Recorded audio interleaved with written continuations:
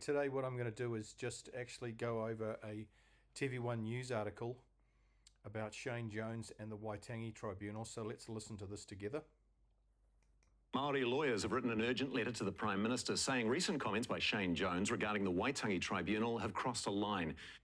No, they have not crossed the line. Shane Jones is exactly right. The Waitangi Tribunal is just a tribunal. It's not a court. This article by TV1 is absolute misinformation, disinformation. It's lies and deception. And we've got to recognise it for what it is. In 1975, the Waitangi Tribunal was set up. It has 20 members. The members are appointed by the Attorney General on the recommendation of the Minister of Maori Development, who is now Tama Potaka, who is an activist inside the National Party. And originally, the Waitangi Tribunal was only allowed to, or mandated to, look at claims or breaches of the treaty forward from 1975. Then in 1984, the Act was amended, and they allowed claims back to 1840, and suddenly there was 2,000 claims. They were just inundated. And since 1975, and this tribunal has been hijacked by activists, and it's now a gigantic racket. And Shane Jones is onto it. But this reporting, saying that it's a court, trying to convey the idea that the Waitangi Tribunal is above Parliament. No, Parliament is supreme in New Zealand. Parliament has the final say on everything.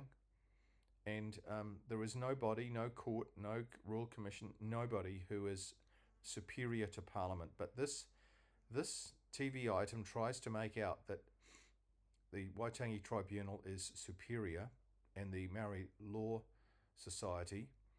And basically what's happening here is the Parliament is being bullied, and by an authority, the Waitangi Tribunal, that has no authority to bully Parliament at all. And Shane Jones is 100% correct. So let's listen to this. Shane Jones had accused the tribunal of overstepping its authority after it ordered a government minister to give evidence at an inquiry. Our reporter Tianua Hurihanganui joins us now. Tianua, why are the lawyers so upset by Shane Jones's comments? Well, Simon, this isn't the first time Shane Jones has criticised. So what happens is this lady, Tianua Hurihanganui, she's an activist inside Television One. And what they do is, if somebody attacks the tribunal or anybody attacks Maorification or co-governance, they get attacked. They pile in on them. And Shane Jones is being piled in on because he is attacking the sacred cow of Maorification and co-governance, which is the Waitangi Tribunal. And a lot of people foolishly in this country, especially Maori, they think that the Waitangi Tribunal is like their magic wand, and if they can get it, can do anything for them. And it's a completely false idea. All the Waitangi Tribunal can do is make recommendations to the government, and the government can discard them, put them in the bin, or run with them. But Parliament has the final say. The Waitangi Tribunal does not have the final say. So let's hear what she has to say, this lady.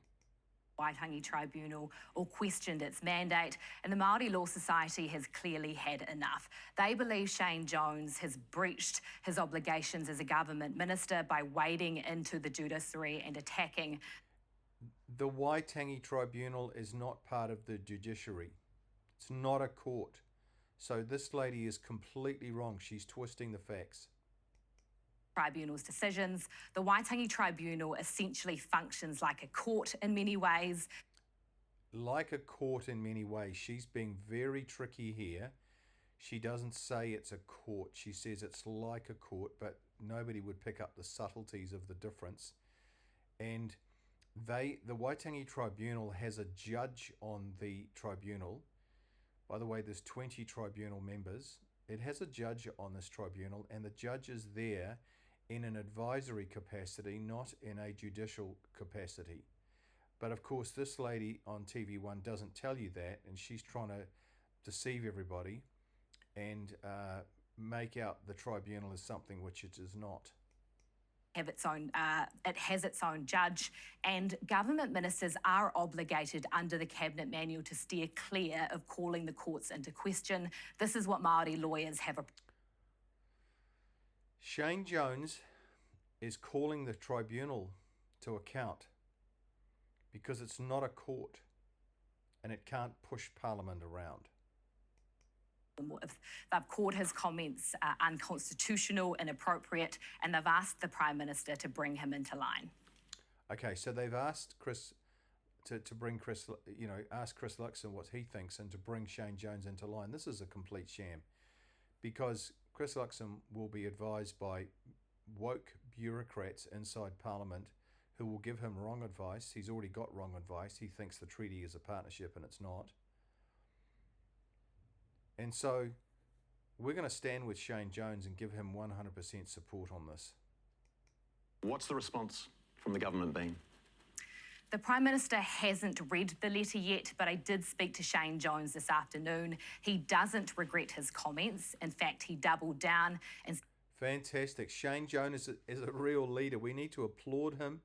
He did not back down. He doubled down, in fact, and dug deep and said, no, I'm not apologising and I'm going to go all the way. And then listen to what he said. Tribunal has no business summoning or ordering any minister to appear at their inquiries. He does think they've overstepped the mark, and he reiterated the Coalition's plan to review the Tribunal's future role. He said this whole situation... Good. Shane Jones is going to review the Tribunal. In other words, he's going to give it a kick in the pants and change a whole lot of the criteria under which the Tribunal works.